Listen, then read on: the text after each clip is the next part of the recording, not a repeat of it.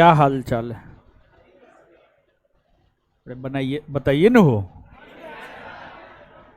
बोलते का है ना आप लोग? बढ़िया है। बना लिए? आइए। हाय। ओ पहला, इससे पहले वाला बैच में।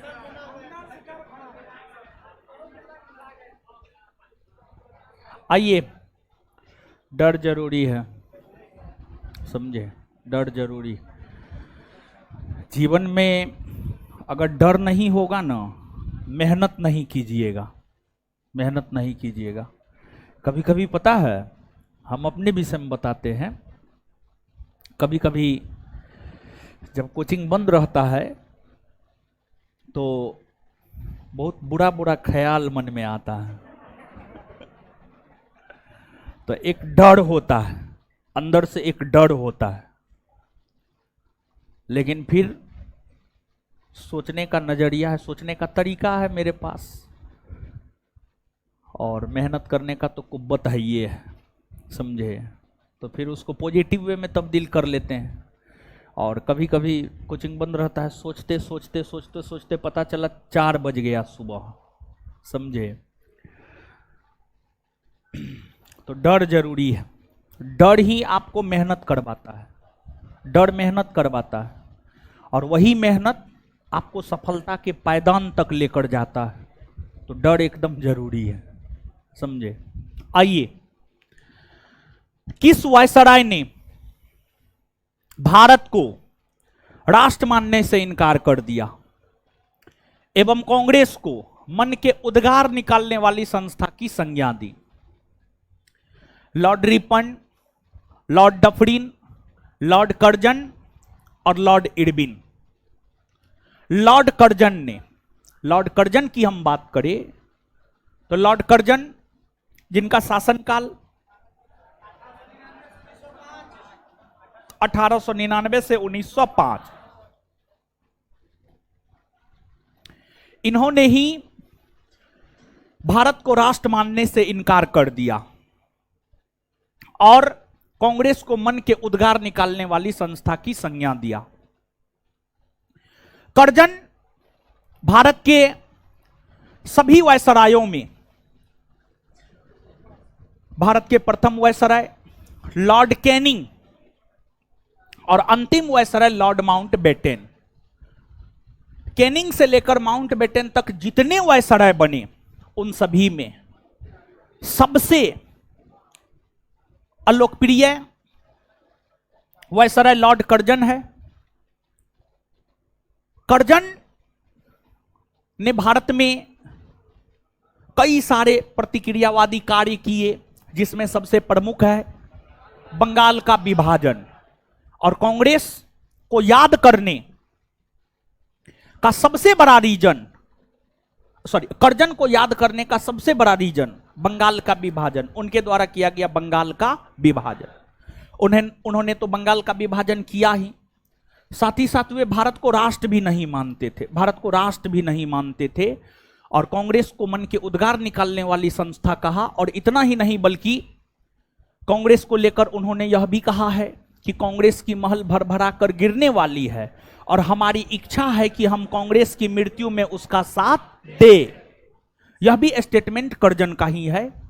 और कर्जन का जो क्रियाकलाप था, कर्जन के क्रियाकलाप को लेकर ही उन्हें आधुनिक भारत का औरंगजेब भी कहा जाता है, आधुनिक भारत का औरंगजेब भी कहा जाता है। तो कर्जन, समझिएगा, आंसर कर्जन होगा। आगे रिपन है। रिपन का कालखंड है 1880 से 1884। सभी वायसरायों में भारत का सबसे लोकप्रिय वायसराय लॉर्ड रिपन को 1909 के लाहौर अधिवेशन में भारत का सबसे लोकप्रिय वायसराय घोषित किया गया। और अपने कालखंड के दौरान कई सारे कार्य रिपन ने ऐसे किए जो कि भारतीयों के पक्ष में था। जैसे प्रथम कारखाना अधिनियम इसके समय 1881 में पारित हुआ, जिसके तहत बच्चों को अधिकार मिला। फिर इन्होंने वर्नाकुलर प्रेस एक्ट को रद्द कर दिया, भारतीय शस्त्र अधिनियम को इन्होंने रद्द कर दिया, सिविल सेवा प्रतियोगिता परीक्षा में शामिल होने के न्यूनतम उम्र 19 वर्ष से बढ़ाकर 21 वर्ष कर दिया। तो ये तमाम ऐसे परिवर्तन है, ये तमाम ऐसे कार्य है जो रिपन के द्वारा अपने कार्यकाल के दौरान जो है आपको किए गए, जो सभी कार्य भारतीयों के पक्ष में थे और भारतीयों के पक्ष में इन्होंने काम किया है। इसी वजह से रिपन को भारत का सबसे लोकप्रिय वायसराय माना जाता है। डफरिन है, डफरिन का कालखंड अगर देखा जाए तो आप सब लोग जानते होंगे, 1884 से 1888। डफरिन के समय में ही 1885 ईस्वी में, डफरिन के समय में ही 28 दिसंबर 1885 ईस्वी को कांग्रेस की स्थापना हुई और कांग्रेस की स्थापना में इन्होंने योगदान दिया था, कांग्रेस की स्थापना में इन्होंने योगदान दिया था। और लाला लाजपत राय ने कांग्रेस की स्थापना को लेकर सेफ्टी बल्ब सिद्धांत दिया है और सेफ्टी बल्ब सिद्धांत में लाला लाजपत राय ने यह बतलाया है कि कांग्रेस डफरिन के दिमाग का उपज है, कांग्रेस डफरिन के दिमाग का उपज है।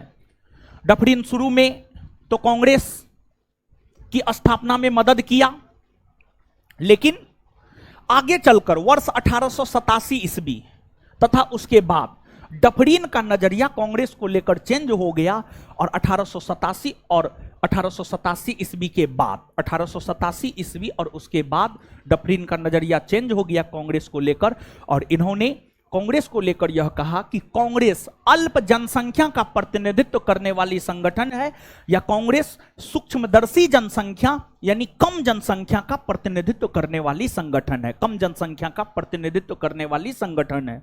समझ गए? तो ये है। फिर लॉर्ड इरविन है, इनका कालखंड 1926 से 1931। इरविन ने ही साइमन कमीशन आयोग में एक भी भारतीय सदस्य को ना शामिल करने का सलाह दिया। इरविन के समय ही साइमन कमीशन आयोग का भारत आगमन 1928 में हुआ। इरविन के समय में ही कांग्रेस ने अपना लक्ष्य पूर्ण स्वराज को बनाया। इरविन के समय में ही 1930 में सविनय अवज्ञा आंदोलन की शुरुआत हुई। इरविन के समय में ही प्रथम गोलमेज सम्मेलन हुए। ये तमाम ऐसी घटनाएं हैं जो लॉर्ड इरविन के समय हुई है और लॉर्ड इरविन और महात्मा गांधी के बीच ही 5 मार्च 1931 ईस्वी को एक समझौता हुआ, जिस समझौता को हम लोग गांधी इरविन समझौता कहते हैं।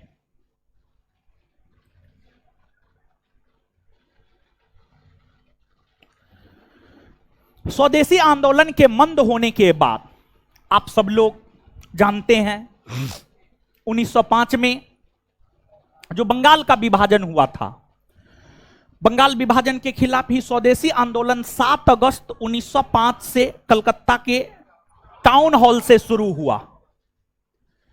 स्वदेशी आंदोलन कुछ दिनों तक चलने के बाद उसकी गति मंद पड़ गई।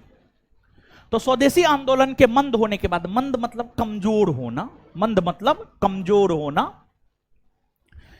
तो स्वदेशी आंदोलन के मंद होने के बाद बंगाल में स्थापित क्रांतिकारियों का प्रथम गुप्त संगठन कौन था?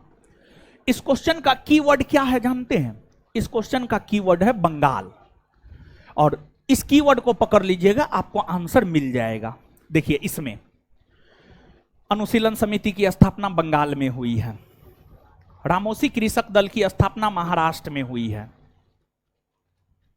अंजुमन ए मोही समान ए वतन की स्थापना पंजाब में हुई है और ये सब क्रांतिकारी संगठन है। भारत स्वशासन इंडिया हाउस की स्थापना लंदन में हुई है, लंदन में हुई है।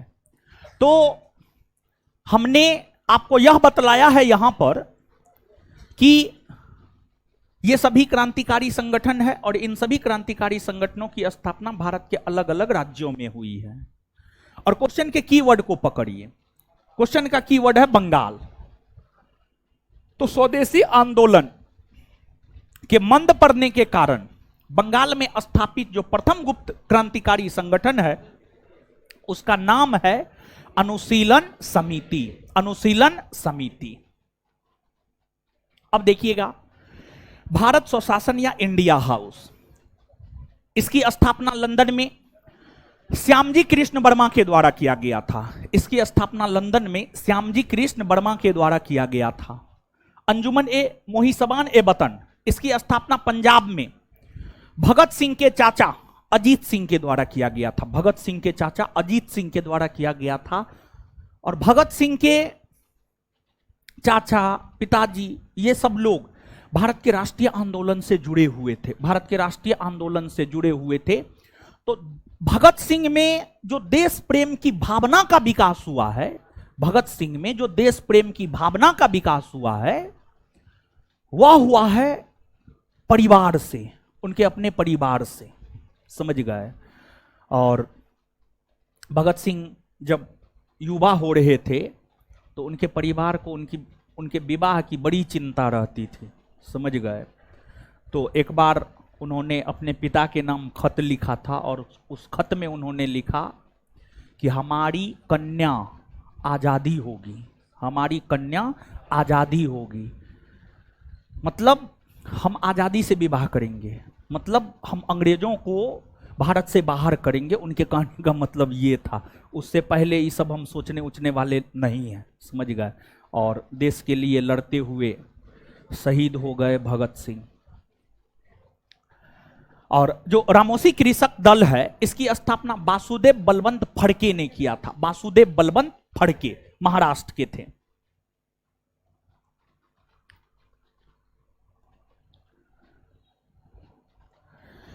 निम्नलिखित में से किस आपात स्थिति की उद्घोषणा राष्ट्रपति बिना किसी सलाह के भी कर सकता है? राष्ट्रपति बिना किसी सलाह के कोई आपात की घोषणा कर सकता है? नहीं, नहीं कर सकता है। देखिए, आप सब लोग जानते हैं आपात कितने प्रकार का होता है? 3 ना, राष्ट्रीय आपात, राष्ट्रपति शासन और वित्तीय आपात। ठीक है। राष्ट्रीय आपात अनुच्छेद 352 के तहत, राष्ट्रपति शासन अनुच्छेद 356 और 365 के तहत, और वित्तीय आपात अनुच्छेद 360, वित्तीय आपात अनुच्छेद 360। राष्ट्रीय आपात की घोषणा राष्ट्रपति मंत्रिमंडल के लिखित सिफारिश पर करते हैं। लिखित सिफारिश पर मंत्रिमंडल जब लिख कर देता है ना, तब करते हैं।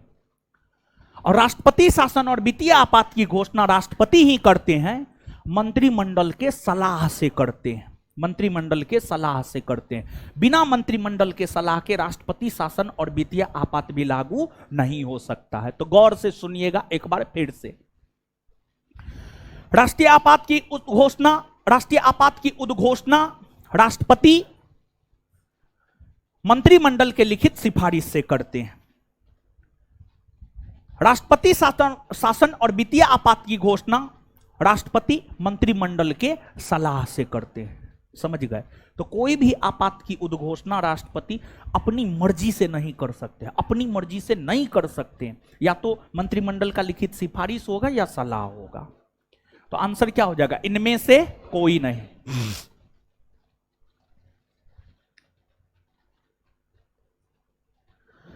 संवैधानिक उपचारों के अंतर्गत सर्वोच्च न्यायालय व उच्च न्यायालय कौन सी प्रलेख जारी नहीं करते हैं? देखिए, कहने का मतलब यह है कि एक बात बताइए आप हमको, हम भारत के आम नागरिकों को जो अधिकार मिला है, चाहे बोलने का अधिकार हो, चाहे भारतवर्ष में कहीं भी भ्रमण करने का अधिकार हो, चाहे अपने धर्म को मानने का अधिकार हो, यह सब अधिकार हमें कहां से मिला? यह सब अधिकार मिला है हमें भारत के संविधान से। कहां से मिला? भारत के संविधान से।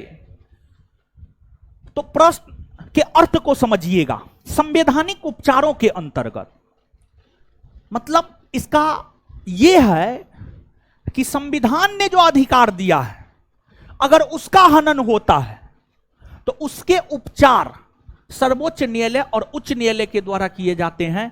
और उसके उपचार को लेकर सर्वोच्च न्यायालय और उच्च न्यायालय रीट जारी करता है। सर्वोच्च न्यायालय अनुच्छेद 32 के तहत रीट जारी करता है और उच्च न्यायालय अनुच्छेद 226 के तहत रीट जारी करता है। और दोनों प्रकार के न्यायालय 5 प्रकार का रीट जारी करता है। सर्वोच्च न्यायालय हो वो भी 5 प्रकार का रीट जारी करता है, और उच्च न्यायालय हो वो भी 5 प्रकार का रीट जारी करता है। आप सब लोग जानते हैं, एक रीट बंदी प्रत्यक्षीकरण होता है, बंदी प्रत्यक्षीकरण होता है।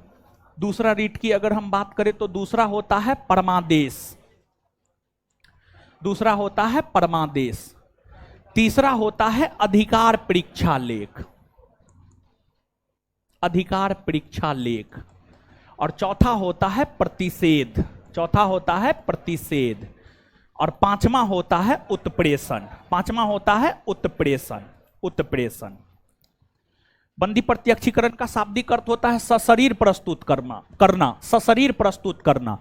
परमादेश का शाब्दिक अर्थ होता है हम आदेश देते हैं। अधिकार परीक्षा का अर्थ होता है किस अधिकार से। प्रतिषेध का मतलब होता है रोकना, प्रतिषेध का मतलब होता है रोकना। तो अब आप इस आधार पर इसका आंसर निकाल सकते हैं कि इसका उत्तर क्या होना चाहिए। इसके उत्तर की अगर हम बात करें तो क्या होना चाहिए, बी। भारत में नीचे दिए गए खाद्यान्नों का उनके उत्पादन का सही अवरोही क्रम कौन सा है, सही घटते क्रम कौन सा है, सही घटते क्रम कौन सा है। देखिए आप सब लोग जानते हैं भारत में सबसे ज्यादा चावल का उत्पादन होता है, भारत में सबसे ज्यादा चावल का उत्पादन होता है। और भारत में लोग सबसे ज्यादा चावल खाते भी हैं, समझ गए। तो चावल का उत्पादन भारत में सबसे ज्यादा होता है। चावल के बाद गेहूं का उत्पादन होता है, गेहूं के बाद मोटे अनाज जैसे ज्वार, बाजरा, मक्का, ये सब मोटे अनाज में आते हैं, मोटे अनाज। और इसके बाद दाल। तो सबसे ज्यादा चावल, फिर गेहूं, फिर मोटे अनाज और फिर दाल। तो ये घटते क्रम में है, अवरोही क्रम में है। क्या होगा, डी होगा। नेपाल के पड़ोसी भारतीय राज्यों का युग्म है। आप सब लोग जानते हैं, मानचित्र पर आइएगा तो नेपाल भारत के उत्तर में है, पर्वतीय राज्य है ये। नेपाल भारत के साथ 1751 किलोमीटर की सीमा बनाता है। और नेपाल के साथ 5 भारतीय राज्य सीमा बनाती है। उत्तराखंड 1, उत्तर प्रदेश 2, बिहार 3, पश्चिम बंगाल 4 और सिक्किम 5। तो ऑप्शन के अकॉर्डिंग अगर आप जाएंगे तो सिक्किम और बिहार, सिक्किम और बिहार ये दोनों राज्य नेपाल के साथ सीमा बनाती है, यानी आंसर हो जाएगा बी।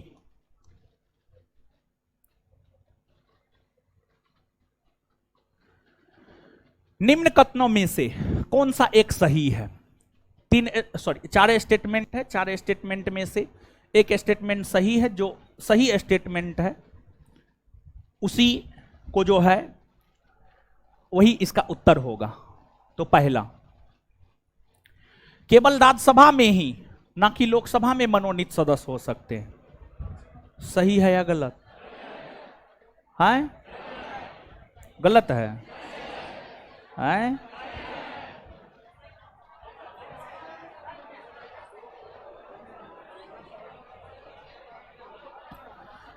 स्टेटमेंट क्या कह रहा है समझ रहे हैं? स्टेटमेंट ये कह रहा है कि क्या केवल राज्यसभा में ही मनोनीत सदस्य होते हैं। अगर आप वर्तमान मतलब 2024 की बात करेंगे तो लोकसभा राज्यसभा दोनों में मनोनीत सदस्य हैं। 2026 तक लोकसभा में भी मनोनीत सदस्य हो सकते हैं। 2026 तक लोकसभा में 2 और राज्यसभा में 12। 2026 तक। 2026 के बाद संविधान में प्रावधान कर दिया गया है, संविधान संशोधन हो गए हैं। तो लोकसभा में 2 आंग्ल भारतीय समुदाय के सदस्यों के मनोनयन संबंधी प्रावधान को समाप्त कर दिया गया है। यह सही बात है, लेकिन 2026 तक लोकसभा में भी 2 आंग्ल भारतीय समुदाय के सदस्य बने रहेंगे 2026 तक। तो वर्तमान की परिस्थिति की अगर आप बात करेंगे तो वर्तमान में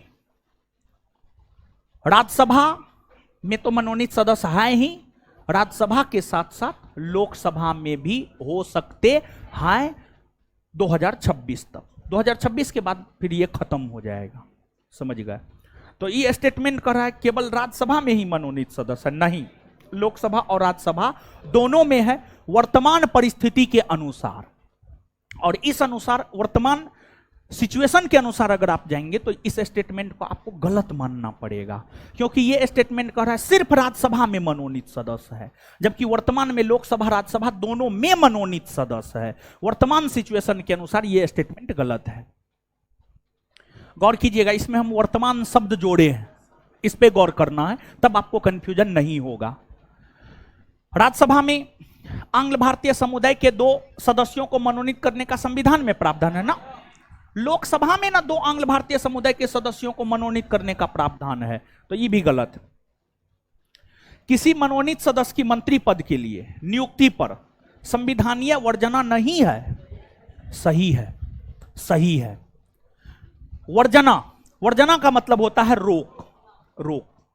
रोक नहीं है, नहीं है रोक। समझिएगा ये स्टेटमेंट कह क्या रहा है। लोकसभा में राज्यसभा में मनोनीत सदस्य होते हैं,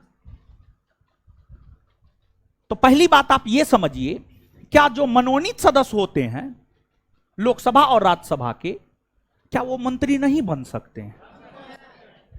एकदम बन सकते हैं, एकदम बन सकते हैं, बन सकते हैं। जबकि यहां पर कह रहा है कि किसी मनोनीत सदस्य की मंत्री पद के लिए नियुक्ति पर संविधानीय वर्जना नहीं है, मतलब रोक नहीं है, रोक नहीं है। हाँ, वो बन सकता है, वही बात तो हम आपको समझा रहे हैं। रोक नहीं है मतलब वह भी बन सकता है, वह भी बन सकता है।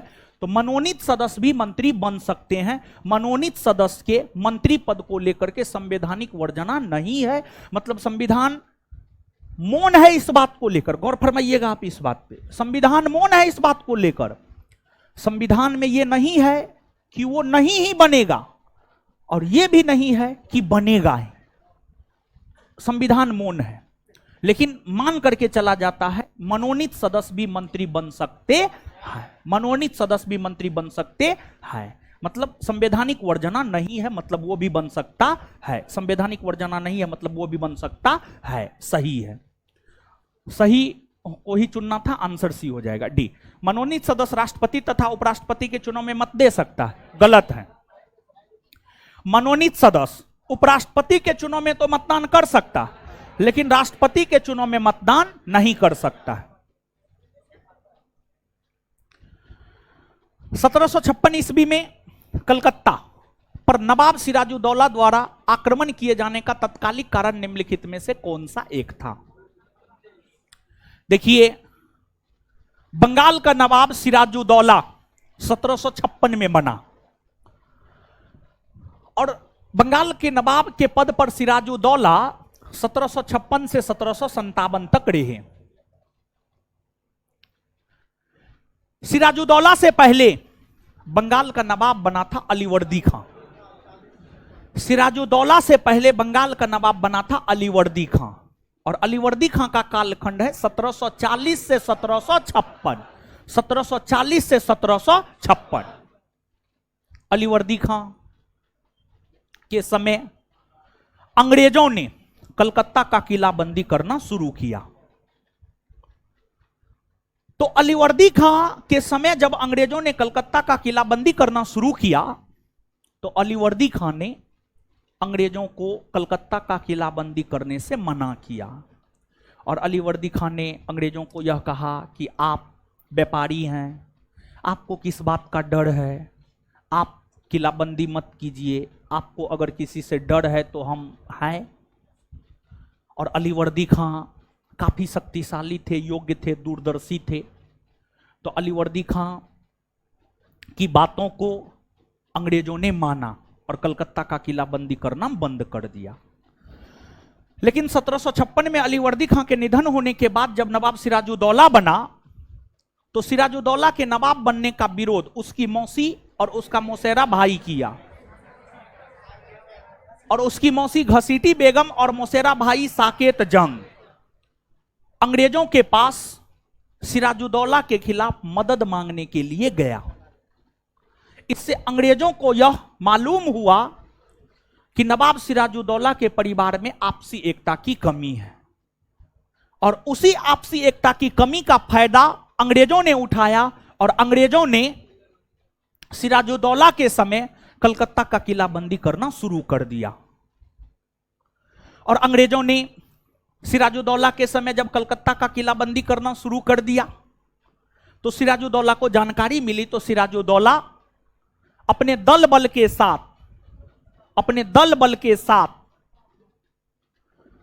पहुंचा कलकत्ता, अपने दल बल के साथ कलकत्ता पहुंचा और फिर अंग्रेजों को खदेड़ दिया। और फिर अंग्रेज फुल्टा नामक बंदरगाह पर जाकर छिप गए।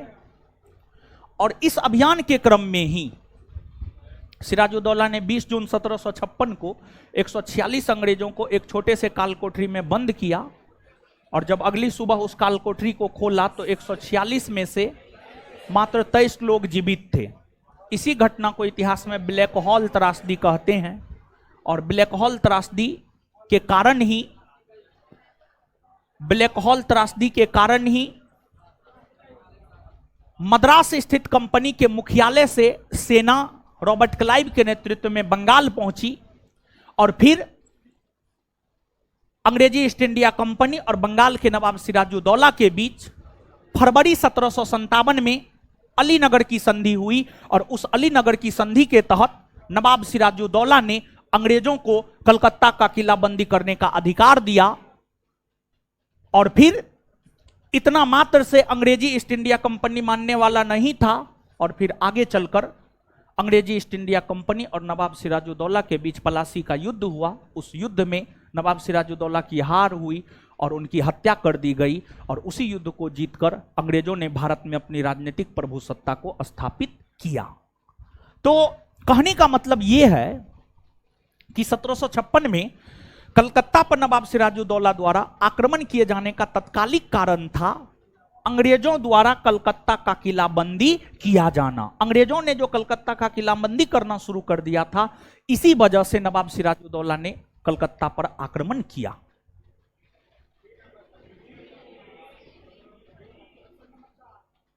ऑप्शन डी होगा।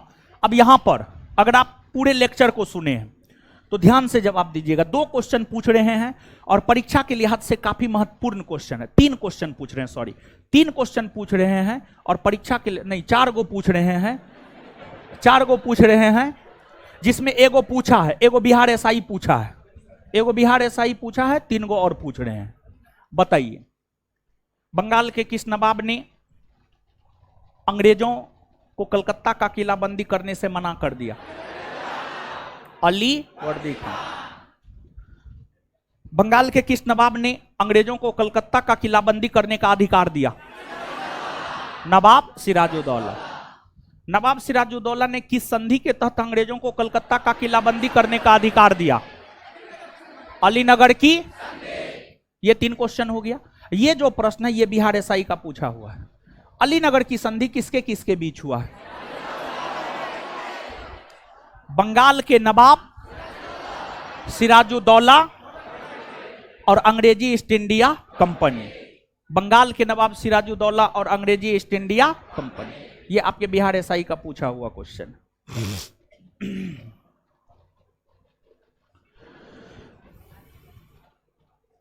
निम्नलिखित में से कौन सा युग्म सही है? हौज खास फिरोज शाह तुगलक नहीं। हौज खास दिल्ली में है, इसका निर्माण किया था अलाउद्दीन खिलजी ने। हौज खास दिल्ली में है, इसका निर्माण किया था अलाउद्दीन खिलजी ने। अलाउद्दीन खिलजी ने।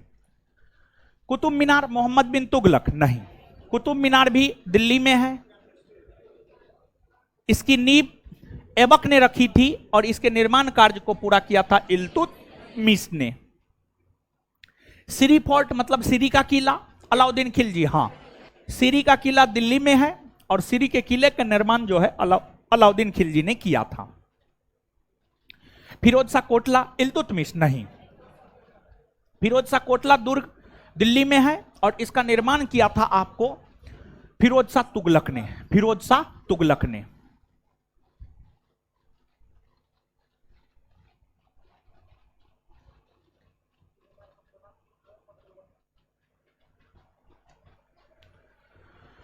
मगध के निम्न शासकों का सही कालक्रम क्या है? देखिए, मगध में शासन करने वाले राजवंशों में अगर देखा जाए तो मगध में शासन करने वाला जो प्रारंभिक ऐतिहासिक राजवंश है उसमें नाम आता है सबसे पहले हर्यक वंश का। हर्यक वंश के बाद शासन किया शिशुनाग वंश के शासकों ने।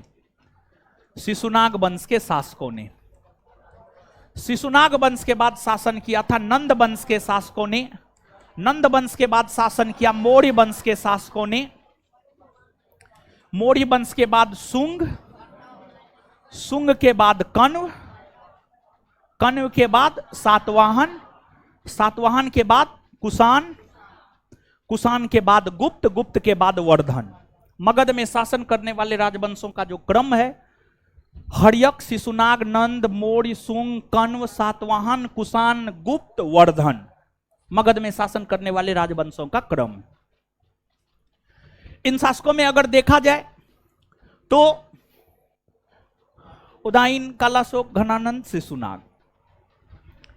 उदाइन हर्यक वंश के शासक थे। उदाइन हर्यक वंश के शासक थे। सबसे पहले उदाइन ने शासन किया। उदाइन के बाद शिशुनाग, शिशुनाग वंश के संस्थापक थे। तो 1 3 1 3 4 1 4 और शिशुनाग के बाद कालाशोक, ये भी शिशुनाग वंश के शासक थे। और कालाशोक के बाद घनानंद, ये नंद वंश के शासक थे।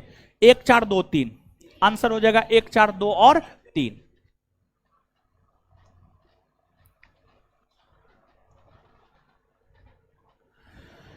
निम्नलिखित कथनों पर विचार कीजिए। लॉर्ड वेवेल के समय 1942 ईस्वी में शिमला समझौता हुआ। सही है या गलत? एकदम सही है, एकदम सही है। एगो शिमला समझौता 1972 में भी हुआ, वो अलग है, ये अलग है। ठीक है, देखिए आपको लॉर्ड वेवेल भारत के वायसराय पद पर 1944 से 1947 के बीच रहे हैं। 47 तक रहे हैं, फरवरी 1947 तक रहे हैं, समझे? तो लॉर्ड वेवेल 1944 से 1947 तक भारत के वायसराय पद पर रहे हैं। लॉर्ड वेवेल ने यह देखा कि कांग्रेस और मुस्लिम लीग आपस में लड़ झगड़ रहे हैं, जो कि सही नहीं था। एक ये रीजन। दूसरा, 1945 में अमेरिका, ऑस्ट्रेलिया जैसे देश ब्रिटेन पर दबाव बना रहा था कि भारत को आजाद किया जाए। तो ब्रिटेन भारतीयों को कुछ ज्यादा अधिकार देने हेतु और कांग्रेस और मुस्लिम लीग का जो संबंध खराब था उस संबंध को बेहतर करने हेतु, ये दो मुख्य रीजन से भारतीय वायसराय लॉर्ड वेवेल ने भारतीयों के समक्ष एक प्रस्ताव रखा जिसे वेवेल प्रस्ताव कहा गया। और वेवेल प्रस्ताव पर विचार विमर्श करने हेतु शिमला में 25 जून 1945 से 14 जुलाई 1945 तक एक सम्मेलन आयोजित हुआ जिसको शिमला सम्मेलन कहते हैं। और शिमला सम्मेलन में कांग्रेस के तरफ से भाग मौलाना अबुल कलाम आजाद ने लिया था और मुस्लिम लीग के तरफ से भाग लिया था मोहम्मद अली जिन्ना ने। तो कांग्रेस के तरफ से मौलाना अबुल कलाम आजाद वो भी मुसलमान थे और मुस्लिम लीग के तरफ से मोहम्मद अली जिन्ना वो भी मुसलमान थे। तो अब मोहम्मद अली जिन्ना इस बात पर अड़ गया कि शिमला सम्मेलन में मुसलमान सिर्फ मुस्लिम लीग के तरफ से भाग लेगा, कांग्रेस के तरफ से भाग नहीं लेगा। इस बात पर मोहम्मद अली जिन्ना अड़ गए। गांधी जी शिमला में ही थे, गांधी जी भी अड़ गए। गांधी जी गए नहीं थे शिमला सम्मेलन में, लेकिन गांधी जी शिमला में थे और गांधी जी भी अड़ गए नहीं। अभी कांग्रेस का अध्यक्ष मौलाना अबुल कलाम आजाद है, वही भाग लेगा। क्योंकि आप याद कीजिए 1940 से 1946 लगातार 6 वर्षों तक कांग्रेस के अध्यक्ष पद पर रहे हैं मौलाना अबुल कलाम आजाद। द्वितीय विश्व युद्ध के कारण इस अवधि के दौरान कांग्रेस का कोई वार्षिक अधिवेशन नहीं हुआ था।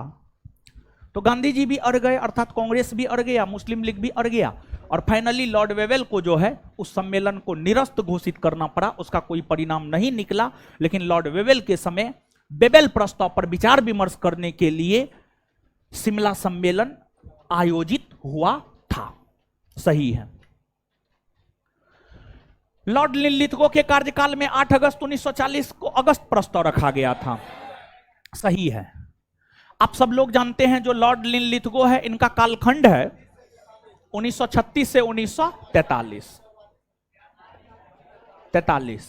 1936 से 1943। लॉर्ड लिनलिथगो के समय में ही 1939 ईस्वी में सेकेंड वर्ल्ड वॉर की शुरुआत हुई और सेकेंड वर्ल्ड वॉर में भारत ब्रिटेन के साथ खड़ा नहीं था। भारत को ब्रिटेन के साथ सेकेंड वर्ल्ड वॉर में शामिल करने को लेकर ही लॉर्ड लिनलिथगो ने अगस्त 1940 ईस्वी में जो प्रस्ताव दिया, उसी प्रस्ताव को अगस्त प्रस्ताव कहा जाता है। तो इनके समय अगस्त प्रस्ताव आया है, सही बात है। लॉर्ड वेलिंगटन ने कांग्रेस के बंबई अधिवेशन में हिस्सा लिया था। हाँ, लॉर्ड वेलिंगटन कांग्रेस के 1915 के मुंबई अधिवेशन में भाग लिया था। इस अधिवेशन की अध्यक्षता सर सत्येंद्र प्रसाद सिन्हा ने किया था। कौन सा सत्य है? 1, 2 और 3। पूना पैक्ट का परिणाम था कि दलित लोगों के लिए सीट सुरक्षित रखी गई, जबकि सामान्य चुनाव की सीटें समाप्त की गई, बढ़ाई गई, सामान्य तौर पर रखी गई, घटाई गई। देखिए, पूना पैक्ट का काफी ऐतिहासिक महत्व है और आप सब लोग जानते हैं पूना पैक्ट महात्मा गांधी और डॉक्टर भीमराव अंबेडकर के बीच हुआ था। इस पैक्ट के जरिए ही भीमराव अंबेडकर ने दलितों को आरक्षण दिलाया, दलितों को आरक्षण दिलाया, दलितों के लिए सीट सुरक्षित किया, दलितों के लिए सीट सुरक्षित किया। एक बात बताइए, जैसे मान लिया जाए कि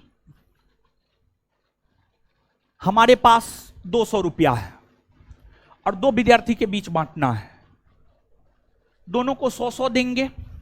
लेकिन मान लिया जाए कि एक बहुत जिद पे उतर गया, नहीं हमको 100 नहीं उससे ज्यादा चाहिए, तो उस कंडीशन में हम दोनों को जो 100-100 देंगे, उसमें अगर कोई ज्यादा चाह रहा है तो उस स्थिति में जिसको ज्यादा मिलेगा उसको तो ज्यादा मिल जाएगा, लेकिन बचे हुए या कम रुपया दूसरे को मिलेगा। मान लिया जाए जो भी सीट है, उस सीट में से अगर किसी के सीट में इजाफा कर रहे हैं तो किसी का कम भी तो होगा। कम होगा या नहीं होगा?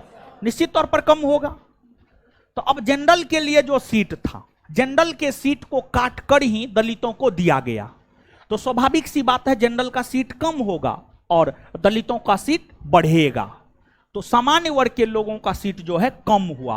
पूना समझौता के तहत जब दलित वर्ग के लोगों के सीटों में इजाफा किया गया तो सामान्य वर्ग के लोगों के सीटों में कमी आई, सामान्य वर्ग के लोगों के सीटों में कमी आई। तो आंसर क्या हो जाएगा? घटाई गई।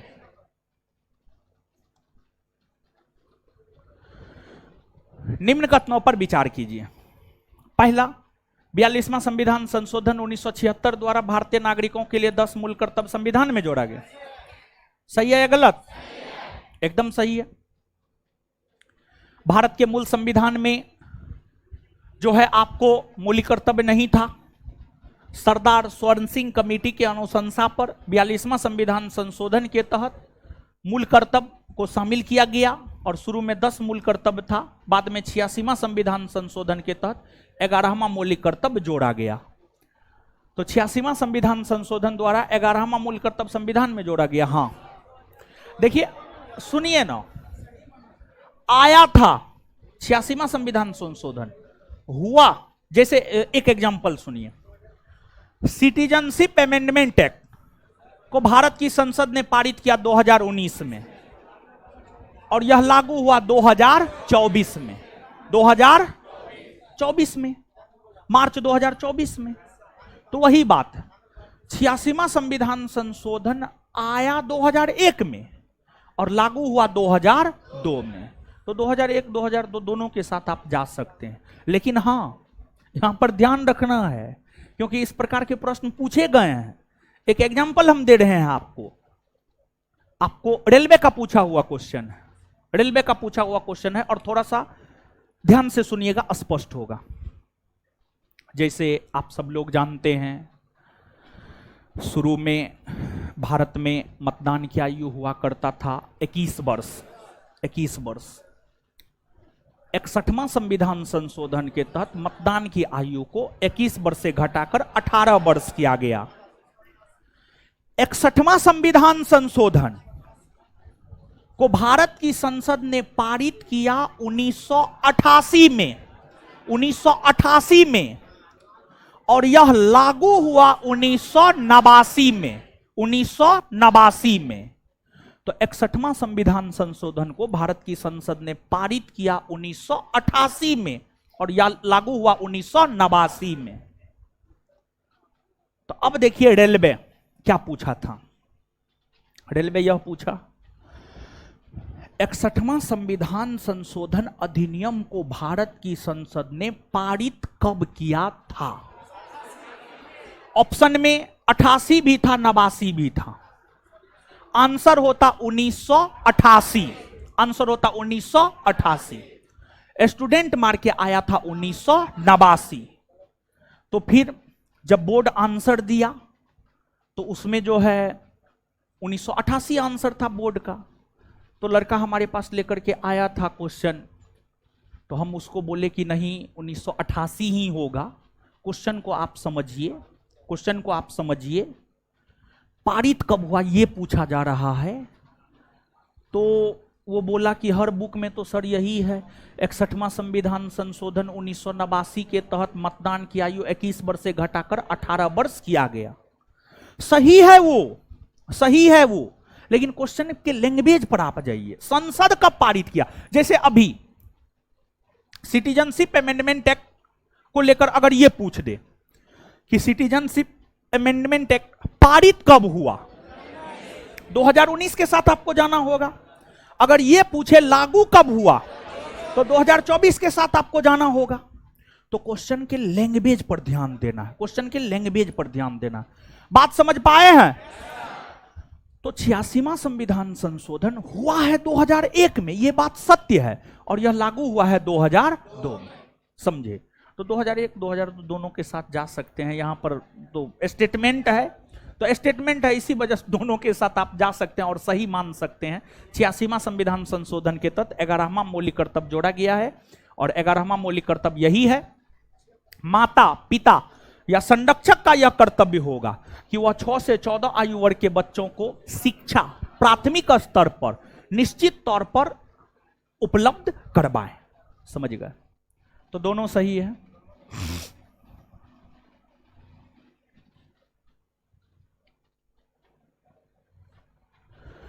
निम्न में कौन सा कथन असत्य है? मतलब कौन सा कथन गलत है? गलत है, गलत को चुनना है। संविधान के अनुसार किसी राज्य की विधानसभा की सदस्य संख्या अधिक से अधिक 450 हो सकती है। सही है या गलत? गलत ना है हो। देखिए, भारतीय संविधान के अनुच्छेद 170 को पढ़िए। भारतीय संविधान का अनुच्छेद 170। भारतीय संविधान का अनुच्छेद 170 हमें विधानसभा के संरचना के विषय में बतलाता है। विधानसभा के संरचना के विषय में बतलाता है। विधानसभा के संरचना के विषय में बतलाता है। और अनुच्छेद 170 यह कहता है कि किसी भी राज्य के विधानसभा में कम से कम 60 और अधिक से अधिक 500 विधानसभा सीट हो सकता है। कम से कम 60 और अधिक से अधिक 500 विधानसभा सीट हो सकता है। तो यहां पर कह रहा अधिक से अधिक 450 नहीं, 500। इसी वजह से यह स्टेटमेंट गलत है। इसके बाद दूसरा स्टेटमेंट पर आइए। राज्य की विधानसभाओं की सदस्य संख्या का निर्धारण 1971 की जनगणना के आधार पर किया गया। हाँ, सही बात, सही बात है, एकदम सही बात। और देखिए, आपको जो है राष्ट्रपति के चुनाव में जो विधानसभा और लोकसभा के सदस्यों के मत का मूल्य निकाला जाता है, वह भी 1971 के जनगणना के आधार पर ही निकाला जाता है।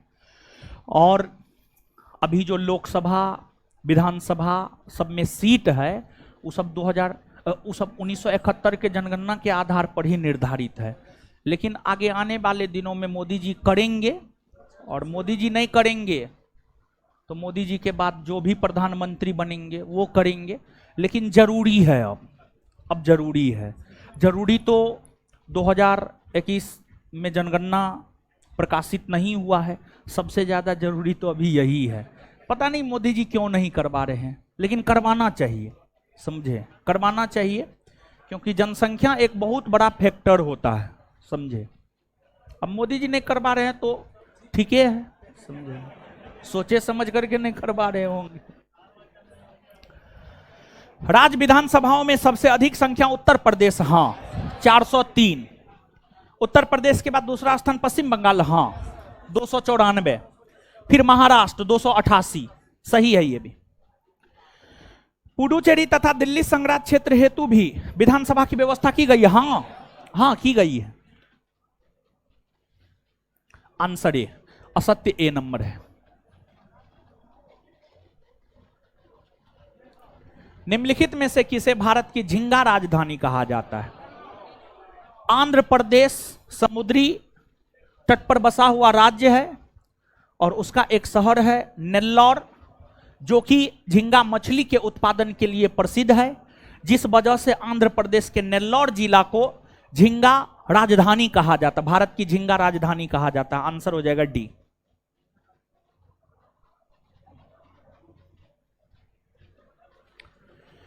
ईस्ट वेस्ट कॉरिडोर किसे जोड़ता है, यानी पूर्वी पश्चिमी गलियारा किसे जोड़ता है?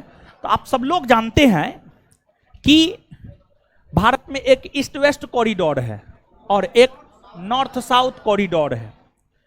ईस्ट वेस्ट कॉरिडोर यानी पूर्वी पश्चिमी गलियारा, पूर्वी पश्चिमी गलियारा की अगर हम बात करें तो यह गुजरात के पोरबंदर को, यहां पर समुद्री तट पर बसा हुआ, समुद्र के तट पर बसा हुआ एक शहर है गुजरात का पोरबंदर, जिसका संबंध महात्मा गांधी से है, उनका जन्म तो यहीं पर हुआ था। ईस्ट वेस्ट कॉरिडोर गुजरात के पोरबंदर को असम के सिलचर, असम के सिलचर से आपस में जोड़ने का काम करता है।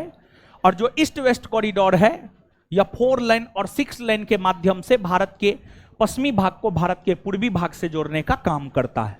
वही नॉर्थ साउथ कॉरिडोर की अगर हम बात करें तो यह जम्मू कश्मीर के श्रीनगर को तमिलनाडु के कन्याकुमारी से आपस में जोड़ने का काम करता है, तमिलनाडु के कन्याकुमारी से आपस में जोड़ने का काम करता है। और ईस्ट वेस्ट कॉरिडोर और नॉर्थ साउथ कॉरिडोर एक दूसरे को उत्तर प्रदेश के झांसी में काटता है, उत्तर प्रदेश के झांसी में, खैर यहां पर आ नहीं पाया है लेकिन उत्तर प्रदेश के झांसी में काटता है। और जो राहुल गांधी भारत जोड़ो यात्रा और भारत जोड़ो न्याय यात्रा, 2 यात्रा राहुल गांधी किए हैं, तो इसी ईस्ट वेस्ट और नॉर्थ साउथ कॉरिडोर का ही लगभग अनुसरण उन्होंने किया है। खैर थोड़ा बहुत दाएं बाएं तो हुए ही हैं, लेकिन मूलतः जो है इसी का जो है आपको अनुसरण किए। तो आंसर हो जाएगा इसका पोरबंदर को सिलचर से।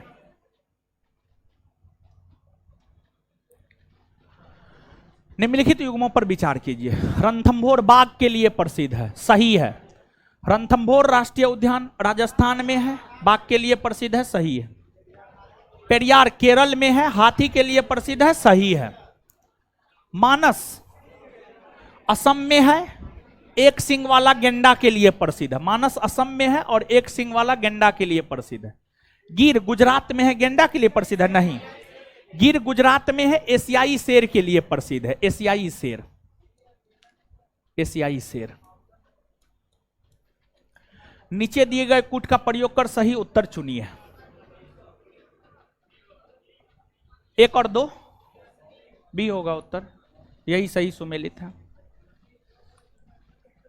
भारत का राष्ट्रपति किस प्रकार का प्रधान है? वास्तविक और लोकप्रिय है। राष्ट्रपति वास्तविक प्रधान है, वास्तविक प्रधान है प्रधानमंत्री। अगर राष्ट्रपति की बात करें, देखिए जो राष्ट्रपति होते हैं ना, राष्ट्रपति संवैधानिक और नाम मात्र के प्रमुख होते हैं। राष्ट्रपति को संवैधानिक और नाम मात्र का प्रमुख इसलिए माना जाता है क्योंकि संविधान में सभी कामों का विवरण राष्ट्रपति के नाम से ही है। तो संविधान में सभी कामों का विवरण राष्ट्रपति के नाम से ही है, इसी वजह से राष्ट्रपति को संवैधानिक और नाम मात्र का प्रमुख माना जाता है। और वहीं राष्ट्रपति के सब काम को करते प्रधानमंत्री है, इसी वजह से प्रधानमंत्री को वास्तविक प्रमुख माना जाता है। तो इसका आंसर होना चाहिए डी।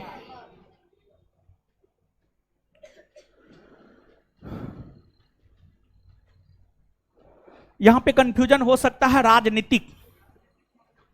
भारत का जो राजनीतिक प्रमुख होता है ना, प्रधानमंत्री होता है। राजनीति कौन करते हैं? प्रधानमंत्री। आपको राष्ट्रपति तो संवैधानिक प्रमुख होते हैं, संविधान के अनुसार राष्ट्रपति सब काम करते हैं, समझे? डी होगा। किन दो स्थानों से हड़प्पा वासियों का चिकित्सा के प्रति विश्वास और खोपड़ी की राज्य चिकित्सा के प्रमाण प्राप्त हुए? मतलब जो है हड़प्पा काल के लोग चिकित्सा पद्धति से भी अवगत थे, चिकित्सा पद्धति से भी अवगत थे, यानी इलाज उलाज हुआ करता था, समझ गए? ये बात कुल मिलाकर के आपसे पूछा जा रहा है।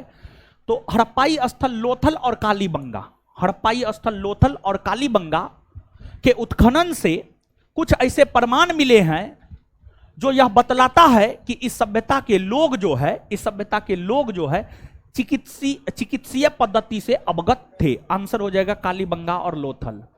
लोथल गुजरात में है, कालीबंगा राजस्थान में।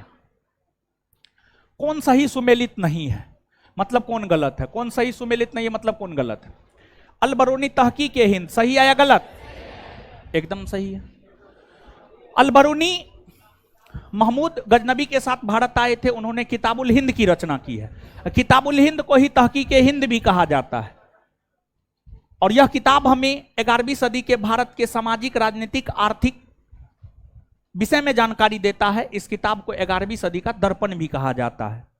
फिरदौसी शाहनामा सही है। उतबी तारीख है फिरोज शाही नहीं। तारीख है फिरोज शाही की रचना बर्नी ने किया है, बर्नी ने। तारीख यामिनी की रचना बर्नी ने किया है नहीं, तारीख यामिनी की रचना किया है उतबी ने। किसने किया है? उतबी ने। तो कौन सुमेलित नहीं है? 3 और 4। और प्रश्न यह है कौन सुमेलित नहीं है? 3 और 4। अगर यह रहता है कौन सुमेलित है तब हो जाता 1 और 2, लेकिन यह है कौन सुमेलित नहीं है, इसी वजह से होगा डी 3 और 4। संविधान का कौन सा अनुच्छेद उच्च न्यायालय को यह अधिकार देता है कि अगर निम्न न्यायालय के विचाराधीन मुकदमों में संविधान की व्याख्या से संबंधित प्रश्न हो तो उस मुकदमों को अपने अधीन मंगा सकता है? अनुच्छेद 228। अनुच्छेद 228। क्वेश्चन समझे हैं? क्वेश्चन समझिए। देखिए आप सब लोग जानते हैं भारतीय न्यायिक प्रणाली में अगर देखा जाए तो भारतीय न्यायिक प्रणाली में सर्वोच्च स्थान पर है supreme court. Supreme court. Supreme court के नीचे है हाई कोर्ट और हाई कोर्ट के नीचे है सबऑर्डिनेट कोर्ट, अधीनस्थ न्यायालय। तो समझिएगा क्वेश्चन ये कह रहा है कोई मामला है अधीनस्थ न्यायालय में, कोई मामला अधीनस्थ न्यायालय में है और जो भी मामला है उसमें संविधान की व्याख्या का प्रश्न निहित है। कोई मामला है सबऑर्डिनेट कोर्ट में, अधीनस्थ न्यायालय में, उस मामला में संविधान के व्याख्या का प्रश्न निहित है। तो सबऑर्डिनेट कोर्ट के उस मामला को हाई कोर्ट अपने पास मंगा सकता है, हाई कोर्ट अपने पास मंगा सकता है। हाई कोर्ट को यह अधिकार है और हाई कोर्ट को यह अधिकार देता है भारतीय संविधान का अनुच्छेद 228। भारतीय संविधान का अनुच्छेद 228। भारतीय संविधान का अनुच्छेद 228 हाई कोर्ट को यह अधिकार देता है कि वह अधीनस्थ न्यायालय के वैसे मामले जिसमें संविधान की व्याख्या से संबंधित प्रश्न निहित हो उसे अपने पास मंगा सकता है, क्योंकि संविधान की व्याख्या सुप्रीम कोर्ट और हाई कोर्ट ही कर सकता है, सबऑर्डिनेट कोर्ट को करने का अधिकार नहीं है। सबऑर्डिनेट कोर्ट को करने का अधिकार नहीं है, यह अधिकार देता अनुच्छेद 228। जिला परिषद के लिए निर्वाचन क्षेत्र का निर्धारण कितनी जनसंख्या पर किया जाता है बिहार के संदर्भ में? मतलब जैसे आप देखते होंगे, जैसे लोकसभा, एक लोकसभा सीट सामान्य तौर पर 10 लाख जनसंख्या पर एक लोकसभा सीट। विधानसभा सीट सामान्य तौर पर 1-1.5 लाख या 2 लाख पर एक विधानसभा सीट होता है। वहीं अगर आप ग्रामीण स्तर पर जाएंगे तो वार्ड में, गांव में भी वार्ड होता है, ward number 1, ward number 2, ward number 3 होता है ना। वार्ड सदस्य का चुनाव होता है। एक वार्ड में लगभग कितने लोग होते हैं? 500, 500, 600, 400, 500, 600, 500, 600, हाँ यही रहता है, 400, 500, 600 यही रहता है। तो वार्ड सदस्य जो वार्ड निर्धारित किया जाता है उसमें 500 लोगों के आधार पर एक वार्ड निर्धारित होता है। फिर उसी प्रकार से जो है मुखिया की अगर आप बात करेंगे तो 8,000, 10,000, 8,000, 10,000 जनसंख्या पर एक मुखिया होता है। उसी प्रकार से अगर जिला परिषद की हम बात करें तो कम से कम 50,000 जनसंख्या को आधार बनाकर बिहार के संदर्भ में एक जिला परिषद क्षेत्र का निर्धारण किया जाता है। एक जिला परिषद क्षेत्र का निर्धारण किया जाता है। तो इस बात को आप समझ पा रहे हैं? तो आंसर हो जाएगा 50,000। राज्यसभा और लोकसभा की समान शक्तियां किस क्षेत्र में? मतलब कौन ऐसा क्षेत्र है जिसमें राज्यसभा लोकसभा दोनों को एक समान अधिकार है? नई अखिल भारतीय सेवा गठित करने के विषय में नहीं, नई अखिल भारतीय सेवा गठित करने के संदर्भ में राज्यसभा को ज्यादा अधिकार है, राज्यसभा को ज्यादा अधिकार है। और ऐसा राज्यसभा ही कर सकता है, अनुच्छेद 312 के तहत यह काम लोकसभा नहीं कर सकता। संविधान संशोधन करने के विषय में, हां, संविधान संशोधन के संदर्भ में लोकसभा और राज्यसभा दोनों को एक समान अधिकार है। कैसे है? तो संविधान संशोधन करने हेतु विधेयक दोनों में से किसी भी सदन में पहले लाया जा सकता है। दूसरा, संविधान संशोधन विधेयक को संसद के दोनों सदनों को अपने 2/3 बहुमत से पारित करना होगा, निश्चित तौर पर करना ही करना होगा। तो संविधान संशोधन विधेयक को लेकर संसद के दोनों सदनों को एक समान अधिकार है। सरकार हटाने के विषय में, सरकार हटाने के विषय में ज्यादा अधिकार है लोकसभा को, क्योंकि सरकार को अपदस्थ करने के लिए लोकसभा में ही अविश्वास प्रस्ताव लाया जाता है, अविश्वास प्रस्ताव लाया जाता है। तो यहां पर लोकसभा को ज्यादा अधिकार है। कटौती प्रस्ताव प्रस्तुत करने के लिए यह भी लोकसभा में आता है, यहां पर भी लोकसभा को ज्यादा अधिकार है, लोकसभा को ज्यादा अधिकार है। समझे? कटौती प्रस्ताव कौन चीज पर लाया जाता? बजट पर लाया जाता, अनुदान की मांग पर लाया जाता है। और बजट एक धन विधेयक है, बजट एक धन विधेयक है। और बजट जो धन विधेयक माना जाता है, अगर लोकसभा पारित कर दिया तो राज्यसभा अधिक से अधिक 14 दिन तक रोक कर रख सकती है, उससे ज्यादा कुछ भी नहीं। तो इसमें भी लोकसभा को ज्यादा अधिकार होता है। कटौती प्रस्ताव में भी लोकसभा को ज्यादा अधिकार होता है। तो यहां पर लोकसभा को ज्यादा अधिकार, यहां पर लोकसभा को ज्यादा अधिकार, यहां पर राज्यसभा को ज्यादा अधिकार, लेकिन यहां पर जो है दोनों को एक समान अधिकार होता है। Answer B.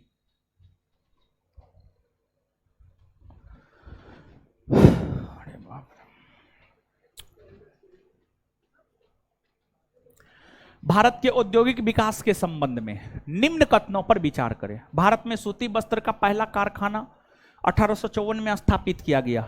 देखिए सुनिए, कुछ किताब को अगर आप पढ़ेंगे तो वो देता है पहला सूती वस्त्र कारखाना 1855 में मुंबई में काबस जी डाबर के द्वारा, लेकिन कुछ किताब 1854 भी देता है और ऑथेंटिक बुक देता है, कुछ ऑथेंटिक बुक 1854 भी देता है। समझे?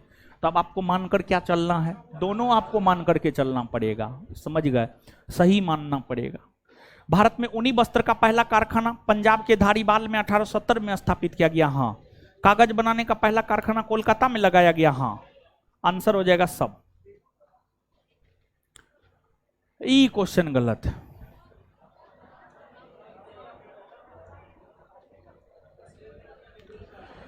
उत्तरी भारत के मैदानी भागों में विभिन्न वर्षों के दौरान वर्षा की मात्रा की अनियमितता के प्रमुख कारण क्या है?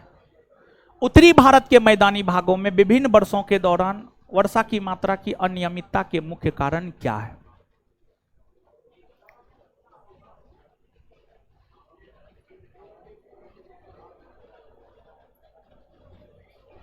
आगे बढ़ते हुए हवाओं में आर्द्रता ह्रास होने के कारण, यानी कहने का मतलब क्या है जानते हैं? सुनिएगा, समझिएगा। है तरीके यहाँ पे लगे हुए नहीं।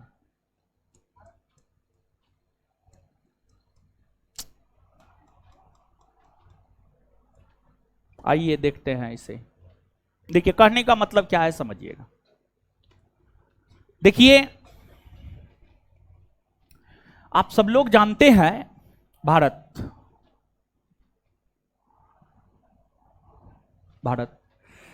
एक बात बताइए, भारत में सबसे ज्यादा वर्षा अगर देखा जाए तो भारत में सबसे ज्यादा वर्षा कौन मानसूनी पवन से होती? दक्षिणी पश्चिमी मानसूनी पवन। और भारत के दक्षिण में हिंद महासागर है और हिंद महासागर से ही दक्षिणी पश्चिमी मानसूनी पवन की उत्पत्ति होती है। दक्षिणी पश्चिमी मानसूनी पवन की उत्पत्ति हिंद महासागर से होती है, हिंद महासागर से होती है। और यह पवन सबसे पहले केरल के तट से टकराती है, केरल के तट से टकराती है। फिर आगे यह पवन आगे बढ़ती है, आगे बढ़ती है। सबसे पहले दक्षिणी पश्चिमी मानसूनी पवन दक्षिण भारत में वर्षा कराती है। फिर यह पवन विंध्याचल पर्वत को पार करते हुए उत्तर भारत में प्रवेश करती है, उत्तर भारत में प्रवेश करती है। एक बात बताइए, सुबह में आप उठते हैं तो काफी तेज गति से पढ़ते हैं, काफी तेज, काफी एनर्जेटिक होकर के पढ़ते हैं। लेकिन जैसे जैसे समय ढलता है आपके एनर्जी का लेवल घटता जाता है और पढ़ाई में सुस्ती आता जाता है। ठीक है, उसी प्रकार से दक्षिणी पश्चिमी मानसूनी पवन की जब उत्पत्ति होती है तो यह दक्षिण भारत में काफी वर्षा कराती है। लेकिन आगे जैसे यह बढ़ती है तो इस मानसूनी पवन के नमी, इस मानसूनी पवन में जो नमी होता है, जो आर्द्रता होता है, उसमें धीरे धीरे ह्रास होता है, कम होते जाता है। उसमें नमी की मात्रा कम होती जाती है, उसमें नमी की मात्रा कम होती जाती है। और उसमें जो नमी की मात्रा कम होती जाती है, जिस वजह से उत्तर भारत में कम वर्षा होता है, जिस वजह से उत्तर भारत में कम वर्षा होता है। एक तो बात ये है। तो अब आप यहां पर देखिएगा, उत्तरी भारत के मैदानी भागों में विभिन्न वर्षों के दौरान वर्षा की मात्रा की अनियमितता के मुख्य कारण है। रुकिए ना हो, आप यही ना बोलना चाह रहे हैं इसका उत्तर बी हो सकता है, यही ना बोलना चाह रहे हैं? सी का कोई आधार न है, सी का आधार न है। बी और डी इसमें आइए।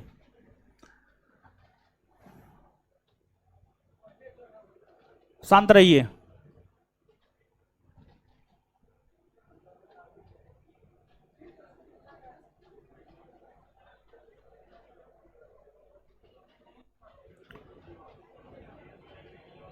आंसर इसका बी होगा,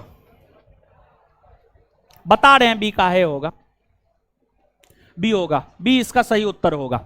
समझिए, अब समझाते हैं। अब क्वेश्चन पे गौर कीजिएगा। क्वेश्चन क्या कह रहा है? उत्तरी भारत के मैदानी भागों में विभिन्न वर्षों में, मतलब अलग अलग वर्षों में, किसी एक खास वर्ष को लेकर के नहीं कह रहा है, अलग अलग वर्षों में, 2022 में, 2023 में, 2024 में, 2025 में, 2026 में, 2027 में, 2028 में, विभिन्न वर्षों में, मतलब अलग अलग वर्षों में। इस क्वेश्चन का कीवर्ड है विभिन्न वर्ष, मतलब अलग अलग वर्ष, विभिन्न वर्षों के दौरान वर्षा की मात्रा की अनियमितता। मतलब किसी वर्ष ज्यादा वर्षा का हो जाना और किसी वर्ष कम वर्षा का होना। किसी वर्ष 100 सेंटीमीटर के आसपास वर्षा हो गया, किसी वर्ष 50 सेंटीमीटर के आसपास वर्षा हुआ, किसी वर्ष 75 सेंटीमीटर के आसपास वर्षा हुआ।